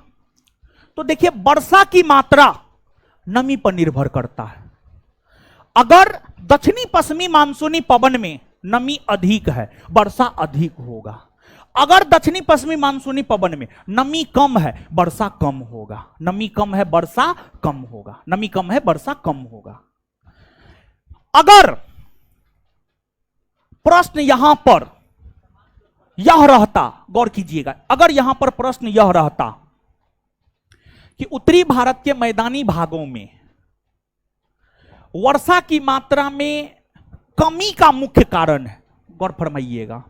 अगर प्रश्न यह रहता कि उत्तरी भारत के मैदानी भागों में वर्षा की मात्रा के कमी होने का मुख्य कारण क्या है, वर्षा की मात्रा में कमी होने का मुख्य कारण क्या है, तब इसका उत्तर होता आगे बढ़ते हुए हवाओं में आर्द्रता ह्रास के कारण, तब इसका उत्तर डी होता।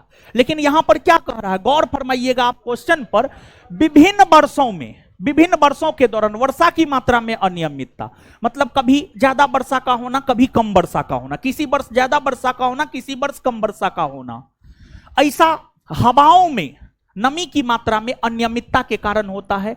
अगर किसी वर्ष दक्षिणी पश्चिमी मानसूनी पवन में नमी की मात्रा अधिक है तो उस वर्ष वर्षा अधिक होगा, अगर नमी की मात्रा कम है तो उस वर्ष वर्षा क्या होगा, कम होगा। तो इसका जो सबसे परफेक्ट उत्तर होगा, प्रत्येक वर्ष पवनों द्वारा नमी की मात्रा का एक जैसा नहीं वहन करना। कुछ समझ पाए हैं? कंसेप्चुअल क्वेश्चन है, समझ गए? इसका बी उत्तर होगा, बी उत्तर होगा, समझे? अगर कोई बुक कुछ भी दे रहा हो उससे मतलब नहीं है, इसका सही उत्तर बी होगा। थोड़ा सा आप सोचिएगा, थोड़ा सोचिएगा, ठीक है? बी उत्तर होगा, बी एकदम परफेक्ट उत्तर है, सही उत्तर है, समझ गए? आगे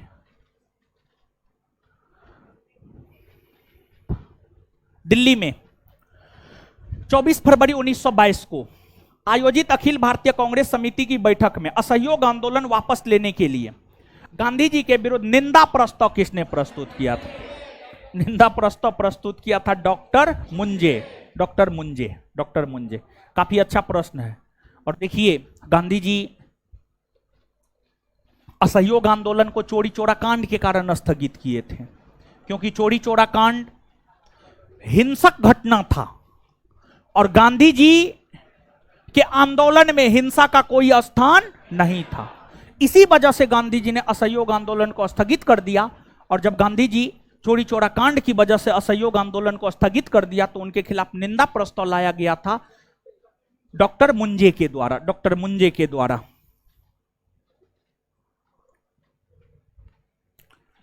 कौन सुमेल नहीं है, मतलब कौन गलत है? थियोसॉफिकल सोसाइटी वलाटवस्की और आलकाट। हाँ, थियोसॉफिकल सोसाइटी की स्थापना 1875 में अमेरिका के न्यूयॉर्क में मैडम वलाटवस्की और कर्नल आलकाट ने किया। रामकृष्ण मिशन की स्थापना रामकृष्ण परमहंस ने किया है? नहीं, रामकृष्ण मिशन की स्थापना 1897 ईस्वी में स्वामी विवेकानंद ने किया है। ब्रह्म समाज राजा राम मोहन राय, हाँ, ब्रह्म समाज की स्थापना 1828 ईस्वी में राजा राम मोहन राय ने किया है। और एक बात जानिए, क्योंकि आज ही ये क्वेश्चन हमको कोई विद्यार्थी भेजा था, भारतीय ब्रह्म समाज, भारतीय ब्रह्म समाज का संस्थापक केशव चंद्र सेन, वो बोल रहा था कि नहीं, भारतीय ब्रह्म समाज का राजा राम मोहन राय होगा। राजा राम मोहन राय नहीं होगा, केशव चंद्र सेन होगा। आर्य समाज दयानंद सरस्वती, हाँ, आर्य समाज की स्थापना 1875 में दयानंद सरस्वती ने किया है। आंसर हो जाएगा बी, यही गलत है। दीन-ए इलाही अकबर की मूर्खता का स्मारक था, बुद्धिमत्ता का नहीं। यह कथन किसका है? देखिए, अकबर जो है एक नया धर्म को स्थापित किया जिसे दीन-ए इलाही कहा गया। और दीन-ए इलाही क्या था जानते हैं? सभी धर्मों के अच्छे अच्छे गुणों को एक जगह संहिताबद्ध किया गया और लोगों को कहा गया, अगर आप इन बातों को मानते हैं तो आप दीन-ए इलाही धर्म को अपना लीजिए। तो अकबर के द्वारा दीन-ए इलाही धर्म चलाया गया, जो कि सफल नहीं रहा है, सफल नहीं रहा है, सफल नहीं रहा है। कुछ मुसलमान एक्सेप्ट किया, हिंदुओं में तो सिर्फ एक बिरबल एक्सेप्ट किए थे, उसके अलावा कोई हिंदू एक्सेप्ट नहीं किया था। बिरबल प्रथम और अंतिम हिंदू हुआ जो दीन-ए इलाही धर्म को एक्सेप्ट किया था, बिरबल के अलावा कोई एक्सेप्ट नहीं किया था। तो अकबर के द्वारा चलाया गया दीन-ए इलाही धर्म सफल नहीं रहा और अकबर के द्वारा चलाए गए दीन-ए इलाही को लेकर उनकी आलोचना की गई है। उन आलोचकों में एक इतिहासकार विंसेंट ऑर्थर स्मिथ का भी नाम आता है, वीए स्मिथ का भी नाम आता है, और उन्होंने दीन इलाही को लेकर यह कहा है कि दीन इलाही अकबर की मूर्खता का स्मारक है, बुद्धिमत्ता का नहीं। आंसर हो जाएगा बी। हूनों का उल्लेख किस अभिलेख में हुआ है? देखिए, हून आक्रमणकारी थे। हून की अगर हम बात करें तो हून आक्रमणकारी थे। अफगानिस्तान के क्षेत्र में रहने वाले आक्रमणकारी थे हून। और गुप्त वंश के शासक स्कंदगुप्त के समय हून आक्रमण होना शुरू हो गया था। स्कंदगुप्त के समय हून आक्रमण होना शुरू हो गया, और गुप्त साम्राज्य के पतन में हून आक्रमण का एक महत्वपूर्ण योगदान है। हून आक्रमण का एक महत्वपूर्ण योगदान है, और हूनों का जो उल्लेख मिलता है वह स्कंदगुप्त के भीतरी स्तंभ लेख में, क्योंकि स्कंदगुप्त के समय में ही हून आक्रमण होने प्रारंभ हो गए थे, तो उनके भीतरी स्तंभ लेख में जो है हून आक्रमण का विवरण देखने को मिलता है। और गुप्त साम्राज्य को अगर हम लोग देखें तो गुप्त साम्राज्य सबसे ज्यादा विचलित अगर हुआ है तो वह हून आक्रमण के कारण विचलित हुआ है। विचलित मतलब डिस्ट्रक्शन। आज का युवा, आज का छात्र छात्रा सबसे ज्यादा विचलित होता है। उसका कारण क्या है? मोबाइल। मोबाइल। देखिए, एक बात जानिए आप, मोबाइल जब भी पढ़िए ना, देखिए एक बात आप जानिए, आप देश के प्रधानमंत्री ना है ना राष्ट्रपति है, कुछ ना है आप देश के, तो आपके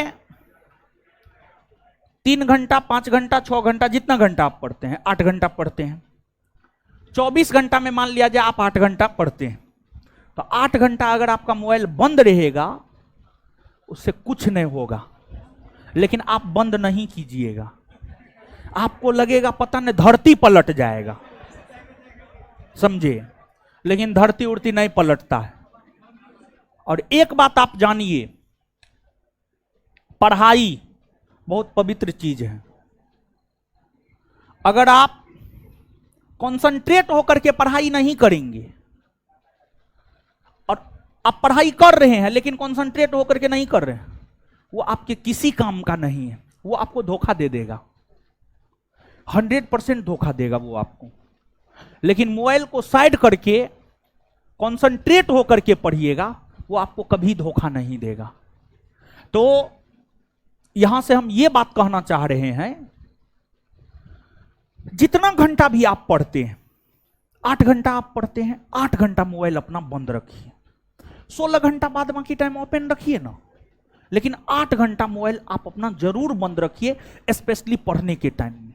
पढ़ने के टाइम में मोबाइल को बंद करके एकदम साइड कर दीजिए। मोबाइल दिमाग में आना ही नहीं चाहिए, और ये अचानक आप में नहीं आ जाएगा, इसको लाना पड़ेगा, अपने में लाना पड़ेगा। अगर जीवन में सफल होना है, बेहतर करना है, तो इस चीज का विकास अपने भीतर करना होगा। बड़े से बड़े शिक्षक के विषय में आप पता कीजिएगा, तो हम आपको बता रहे, हम भी पढ़ते हैं, मोबाइल साइड करके पढ़ते हैं। मेरा मोबाइल तो साइलेंटे रहता है, मेरा मोबाइल हमेशा के लिए, मोबाइल खरीदने के साथ ही साइलेंट हो जाता है, लाइट मोड में रहता है, कभी मेरा मोबाइल आवाज कर ही नहीं सकता है, समझे? तो मोबाइल को साइड करके पढ़ना चाहिए, और काफी फायदा होता है इससे। हम भी मोबाइल साइड करके पढ़ते हैं, ठीक है? और एक बार में कोई भी चीज समझना हो आराम से समझ जाते हैं, समझे? तो हटा लीजिए, हम तो रिक्वेस्ट करेंगे, बाद बाकी आपके ऊपर है, आपको जो करना है अपना करते रहिए।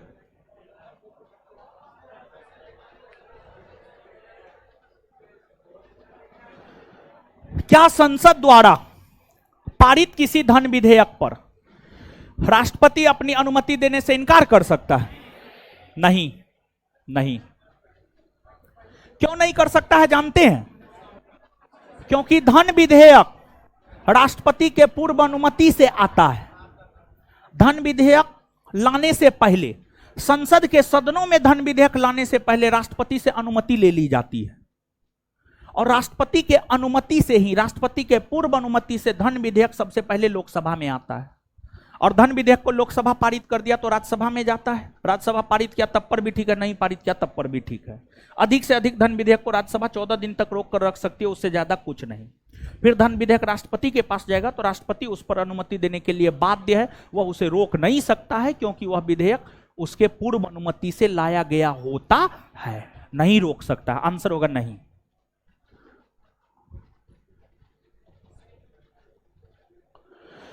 केंद्रीय सतर्कता आयोग के संबंध में कौन सा कथन असत्य है, मतलब कौन सा कथन गलत है?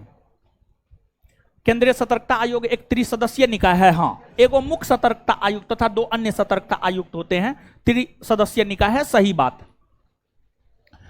केंद्रीय सतर्कता आयोग के सदस्यों की कार्य अवधि 4 वर्ष या 62 वर्ष की आयु तक होती है, नहीं, 4 वर्ष या 65 वर्ष, 4 वर्ष या 65 वर्ष, 62 वर्ष नहीं, 65 वर्ष।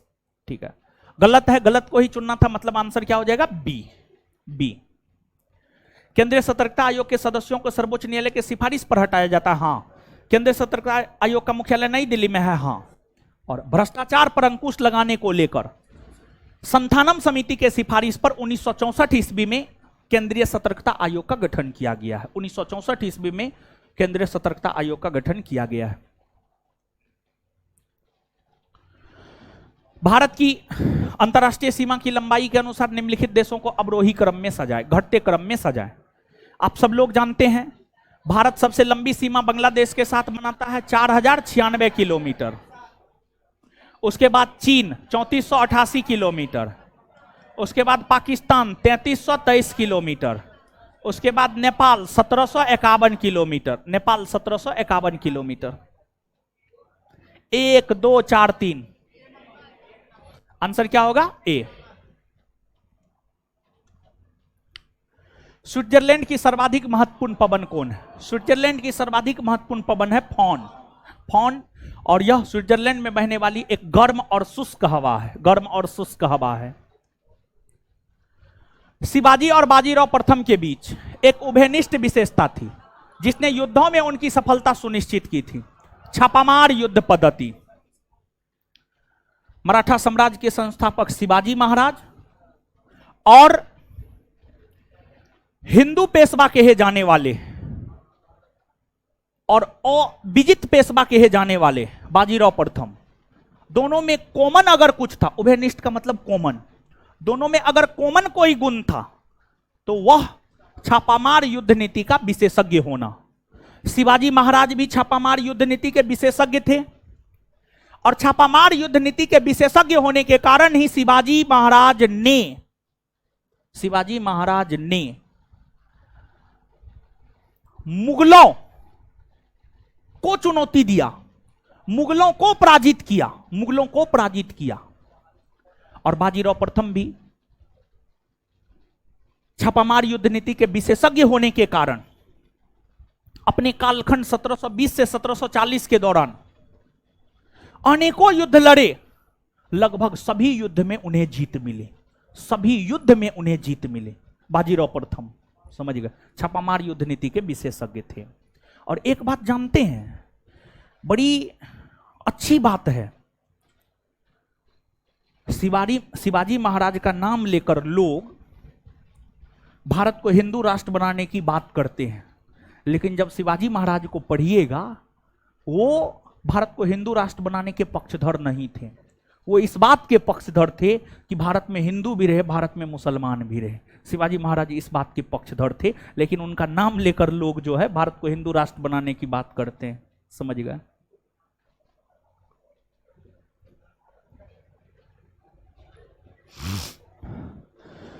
(1857) के विद्रोह को प्रभावित करने वाला कानून लेक्स लॉकी का संबंध है। लेक्स लॉकी कानून देखिए, समझिएगा, लेक्स लॉकी कानून आया है 1850 में। लेक्स लॉकी कानून की अगर हम बात करें तो यह आया है 1850 में।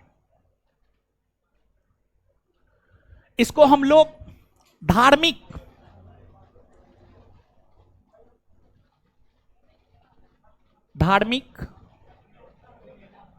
अयोग्यता कानून भी कह सकते हैं, या धार्मिक निर्योग्यता कानून भी कह सकते हैं। देखिए क्या था समझिएगा। था क्या, अंग्रेज जब भारत आया, प्रारंभ में उसका लक्ष्य था भारत के साथ व्यापार करना, भारत के साथ व्यापार करना।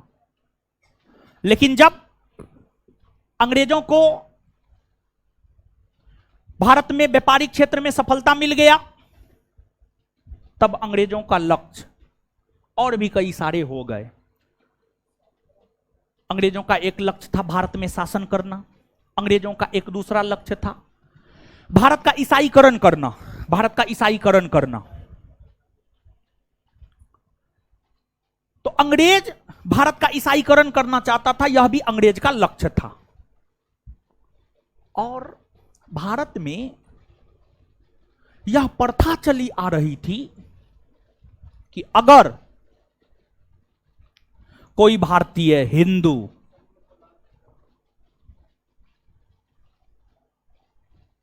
अपने धर्म को छोड़कर दूसरे धर्म को अपनाता है, तो उसके पैतृक संपत्ति में उसका अधिकार समाप्त हो जाएगा। मतलब हम हिंदू हैं, ठीक है, हम हिंदू हैं और हम हिंदू धर्म को छोड़कर इस्लाम धर्म अपना लिए, तो हमारा जो पैतृक संपत्ति है, मतलब हमारे पिताजी का जो संपत्ति है, उसमें अब हमारा अधिकार नहीं रहेगा, उसमें अब हमारा अधिकार नहीं रहेगा। ये प्रथा भारत में प्रचलित थी। तो अब एक बात बताइए आप हमको, कोई भी भारतीय हिंदू इस स्थिति में क्या ईसाई धर्म को कबूल करता? कभी नहीं। कोई भी भारतीय हिंदू इस स्थिति में कभी भी ईसाई धर्म को कबूल नहीं करता, क्योंकि उसके पैतृक संपत्ति में अधिकार ही छीन रहे थे। तो इसी वजह से भारत के हिंदू ईसाई धर्म को कबूल नहीं कर रहे थे। तो इस प्रथा को खत्म करने के लिए लॉर्ड डलहौजी ने 1850 में लेक्स लॉकी कानून लाया और उस कानून में यह प्रावधान किया गया कि अगर कोई हिंदू ईसाई बनता है, इसके बावजूद भी पैतृक संपत्ति में उसका अधिकार बना रहेगा। 1850 में लॉर्ड डलहौजी ने लेक्स लॉकी कानून लाया और उस कानून में डलहौजी ने यह प्रावधान किया कि अगर कोई हिंदू ईसाई बनता है, फिर भी उसके पैतृक संपत्ति में उसका अधिकार बना रहेगा। तो अब जब यह कानून बन गया, तो अब हिंदू भी ईसाई धर्म को कबूल करने लगे, हिंदू भी ईसाई धर्म को कबूल करने लगे। तो यही लेक्स लॉकी कानून था। और कहीं ना कहीं इस लेक्स लॉकी कानून के जरिए अंग्रेजों ने भारतीय धर्म में हस्तक्षेप किया, और यह भी लेक्स लॉकी कानून भी 1857 के विद्रोह के कारणों में से एक प्रमुख कारण माना जाता है। समझ गए? कुछ समझे हैं? समझे तो उत्तर बताइए। सी होगा। हाँ, इसका मतलब है आप लोग समझे हैं। समझने में भूसखार हैं आप लोग, नहीं हो? भूसखार समझते हैं? सीमांचल इलाका के जो होंगे वो समझते होंगे, भूसखार नहीं समझते हैं। हे भगवान, जहां पर मवेशी के लिए भूसा रखा जाता है, अब मवेशी समझते हैं? गाय भैंस। और भूसा समझते हैं? जैसे आपका आहार है गेहूं, रोटी चावल, वैसे मवेशी का आहार है भूसा। और भूसा कौन चीज से निकलता है? गेहूं। लड़की लोग नहीं समझती होगी, ये सब तो अमेरिका की रहने वाली है। जो किसान फैमिली से होगी वो समझती होगी, जो किसान फैमिली से नहीं होगी वो नहीं समझती होगी। लड़की लोग में तो क्या है जानते हैं, इन लोग को समझ में सब चीज आता है, लेकिन थोड़ा बनने के लिए देखिए देखिए आगे आइए। निम्नलिखित किस शासक ने प्रशासन में स्वयं घूसखोरी को प्रोत्साहित किया? मतलब ऐसा राजा था कि प्रजा को कहता था घूसखोरी करो, और ये अपना भी घूस लेता था। फिरोज शाह तुगलक था, फिरोज शाह तुगलक, फिरोज शाह तुगलक। फिरोज शाह तुगलक के इन नीतियों की वजह से ही दिल्ली सल्तनत का पतन उन्हीं के कालखंड से होना शुरू हो गया था। अब जो राजा घूसखोरी को प्रमोट करेगा तो साम्राज्य का विनाश ही न होगा, साम्राज्य का उत्थान थोड़े होगा, पतन होगा साम्राज्य का। तो फिरोज शाह तुगलक, और ये जो है तुष्टीकरण की नीति अपनाई थी, तुष्टीकरण की नीति अपनाई थी। जैसे कांग्रेस के इतने बुरे हाल का कारण क्या है? कांग्रेस ने पिछले कई वर्षों में तुष्टीकरण की नीति को अपनाया है, और भाजपा भी तुष्टीकरण की नीति को अपनाता है, लेकिन भाजपा बहुसंख्यक समुदाय के लिए, हिंदुओं के लिए तुष्टीकरण की नीति को अपनाता है। हिंदुओं की संख्या 80% है, तो हिंदू तो खुशे रहता है उससे, समझ गए? तो हिंदू भरपूर मतदान कर देता है, भाजपा जीत जाता है। और कांग्रेस जो है मुसलमानों को लेकर, अल्पसंख्यक समुदाय के लोगों को लेकर, जो कि 14-15% है मत, उसको लेकर के तुष्टीकरण का नीति अपनाता है। कितनों 14-15% मुसलमान कांग्रेस को मत देगा, थोड़े चुनाव जीत पाएगा, समझ गए? तो तुष्टीकरण की नीति तो दोनों अपनाता है, लेकिन एक अल्पसंख्यक समुदाय के लिए और एक बहुसंख्यक समुदाय के लिए तो स्वाभाविक सी बात है, बहुसंख्यक समुदाय को लेकर जो तुष्टीकरण की नीति अपनाती है, जीत तो उसी का होगा, समझे? फिरोज शाह तुगलक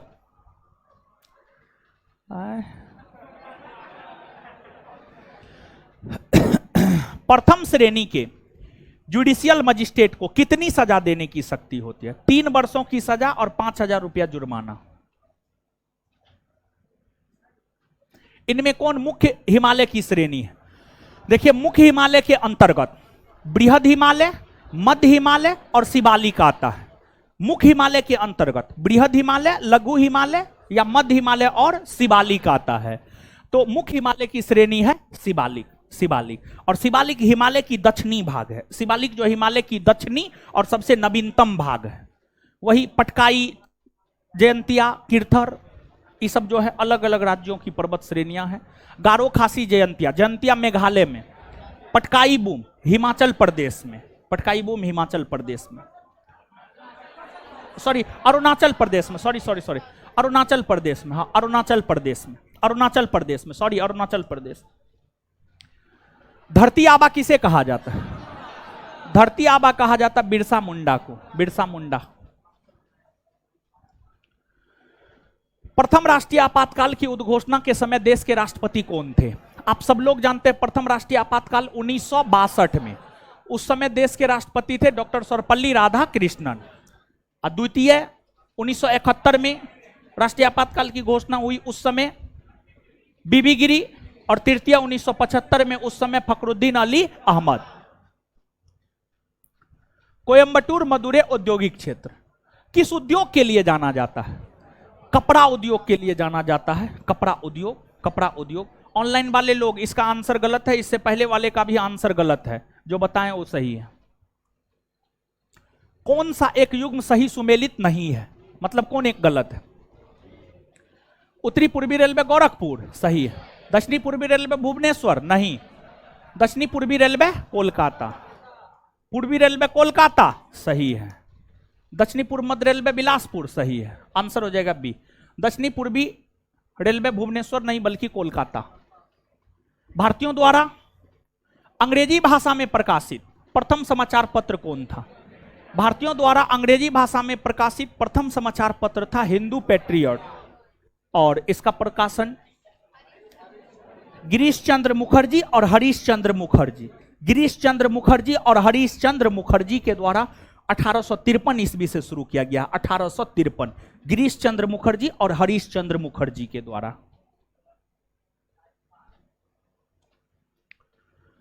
किसको महाभियोग के बिना हटाया जा सकता? किसी राज्य के राज्यपाल को। देखिए, राज्यपाल को हटाने के लिए किसी भी प्रक्रिया का कोई विवरण संविधान में नहीं है।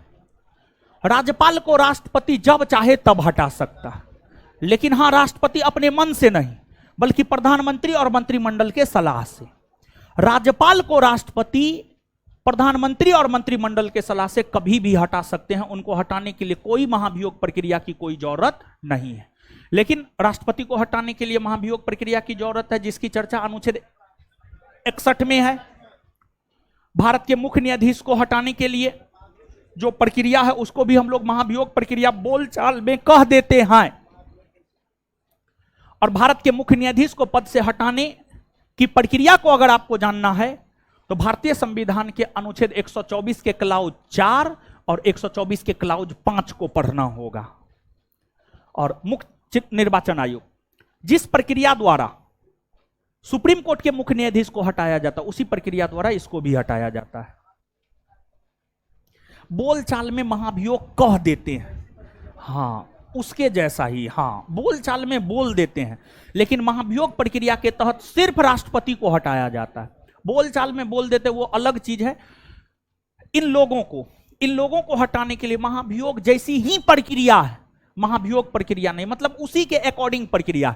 जैसे राष्ट्रपति को हटाने के लिए जो महाभियोग प्रक्रिया लाया जाता है वह संसद के दोनों में से कोई भी सदन ला सकता है। सुप्रीम कोर्ट के मुख्य न्यायाधीश को भी हटाने के लिए जो प्रक्रिया लाया जाता है उसकी भी शुरुआत दोनों में से कोई भी सदन कर सकता है। तो यह सब समानता है, समझे।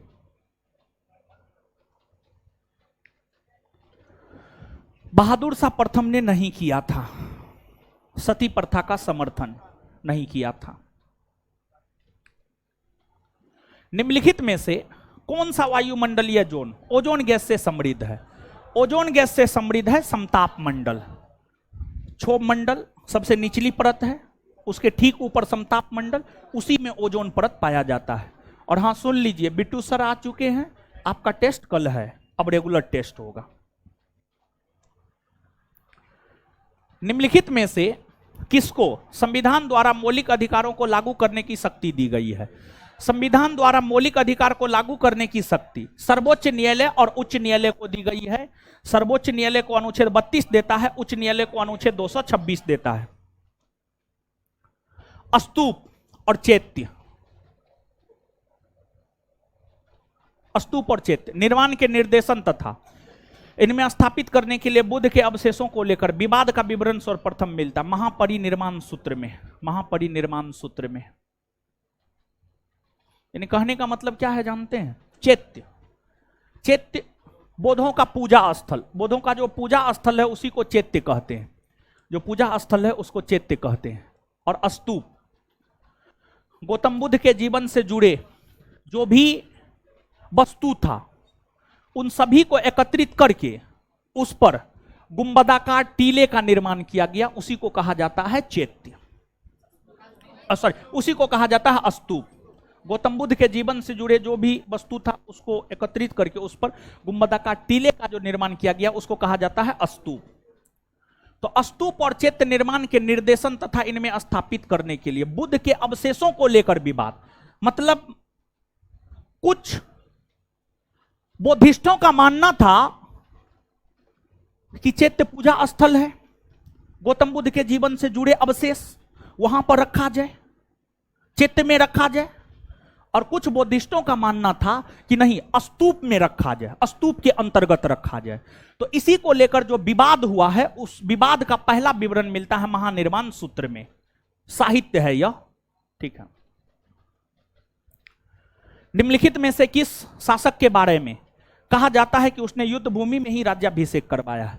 चोल वंश के शासक राजेंद्र द्वितीय ने जो है आपको युद्ध भूमि में ही अपना राज्याभिषेक करवाया है। धन्यवाद सभी लोगों का। इससे आगे कल मिलते हैं। लड़का लोग इधर से निकल जाइए, लड़की लोग इधर से निकलिए।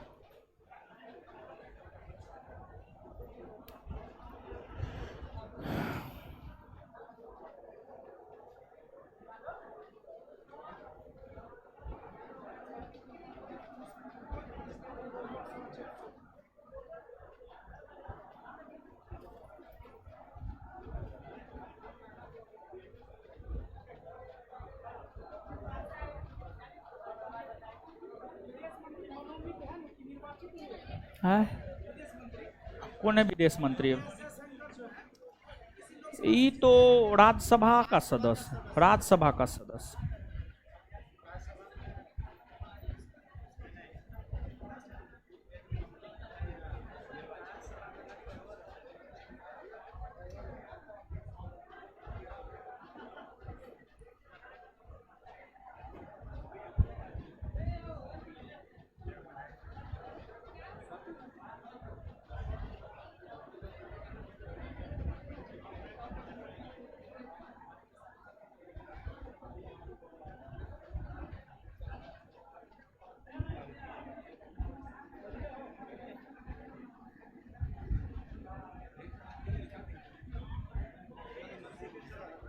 हाँ,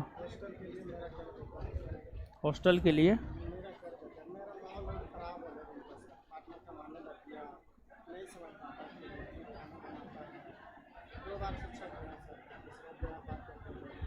अच्छा ठीक है, अच्छा ठीक है, कर देंगे।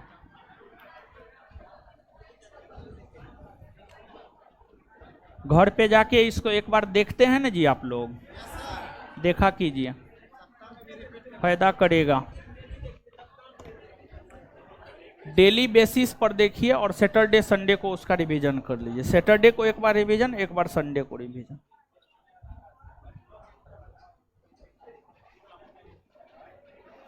सब हमको मैसेज करता है आई एम वेरी पुअर।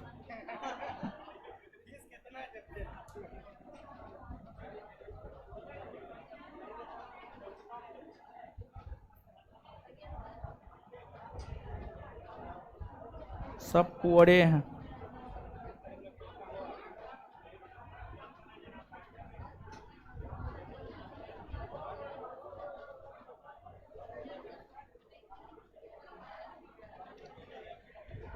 गोल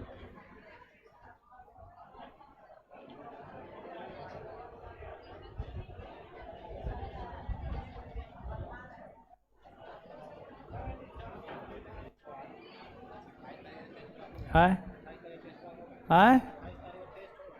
हाँ, होगा कि नहीं होगा हमको भी नहीं पता है अभी। खुश रहिए। है? अरे दीजिए ना जी, क्या दिक्कत। हाँ दीजिए, इस पे ही ओपन करके दीजिए। कौन बैच है आपका? 3 से 5, 3 से 7। इसको ओपन करके लेते आइएगा, इस पे लिख देंगे कल। चलिए अब